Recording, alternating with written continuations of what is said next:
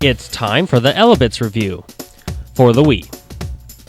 Elebits was first released a few weeks after the Wii was released. The game is pretty much a tech demo, so let's see what it has to offer. The story is played out in storybook form, and it's about Kai, a young boy who hates Elebits because his parents seem to spend more time studying Elebits than spending time with him. One night, the power goes out, and Kai's parents leave him at the house to go see what has happened, and so the game starts. The point of the game is to use a type of laser capture gun and go around rooms of Kai's house, as well as outside in later levels, and capture Elebits. Elebits are little creatures that generate electricity. They love to hide in small areas, behind objects, and inconspicuous places. When you find an Elebit and capture it with your gun, it will be transferred to you and give you electrical power in the form of watts. To complete a level, you will have to get X amount of watts by capturing Elebits. At the beginning of each level, the power will be out and the room will be a bit dark.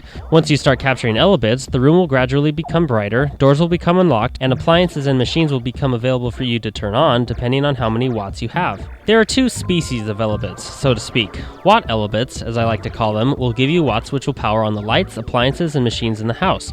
Then there are the power Elebits, which are only obtainable when appliances and machines become available to you. Once you turn on a device, power Elebits will pop out, and obtaining them will give your capture gun more power and eventually level it up.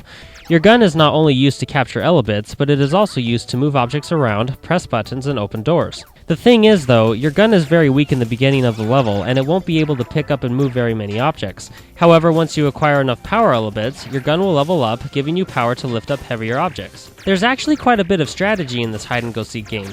If you capture an Elebit while it's sleeping or in a happy state, it will give you the highest potential of watts. If you capture it in a neutral state, it will give you a medium amount of watts, and if you capture it in a frightened state, it will give you a low amount of watts. So instead of hurling around any and all objects you can find in each room, which will upset the Elebits, you'll want to capture Elebits when they're not scared and running around. In each stage, you have a time limit, and if you can acquire enough watts to complete the level before time runs out, you can either go to the next level or stay and try to find as many Elebits as you can before time runs out. There are benefits of staying and searching for as many Elebits as you can because there are certain variables in each level which, if you can obtain them, can give you bonus level modes and bonus material.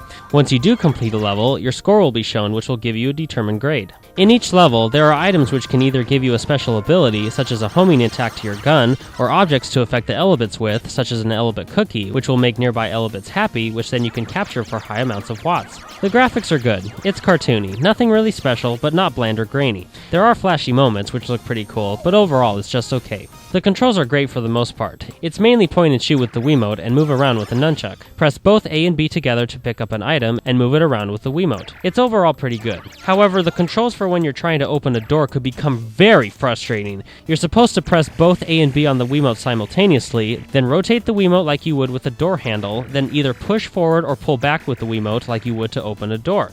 The problem is pushing and pulling. The sensors would frequently not read my movements correctly, and the door would either not open at all or would open up way too fast, then bounce back to its closed state. This happened way too much and was very irritating. With certain appliances or machines, you would have to perform a specific action in order for you to press the button to get the power Elebits. Like for example, with the toaster, you would have to put a slice of bread in it to be able to turn it on.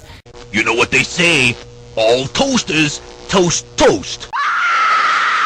However, sometimes when you would pick up an object, you would have to rotate it with the Wiimote in order to put it in a machine, which could actually be very challenging and frustrating, and it doesn't help when you see that you're wasting your time limit trying to get something to work. There are a few boss battles which are pretty fun. You have to capture a giant Elebit by breaking it into smaller Elebits by shooting it multiple times. In the later levels, you will be given new variables to up the challenge level, such as, in certain levels, you can only break a certain number of items or else you would have to start over, and in others, you can't make too much noise. This was bittersweet in my opinion.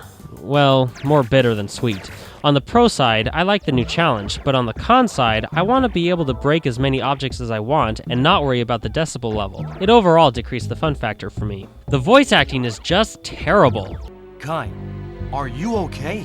Your mom and I are looking into what has been happening around the world. Whatever it is, it's causing all the Elebits to act pretty strangely. It's not safe.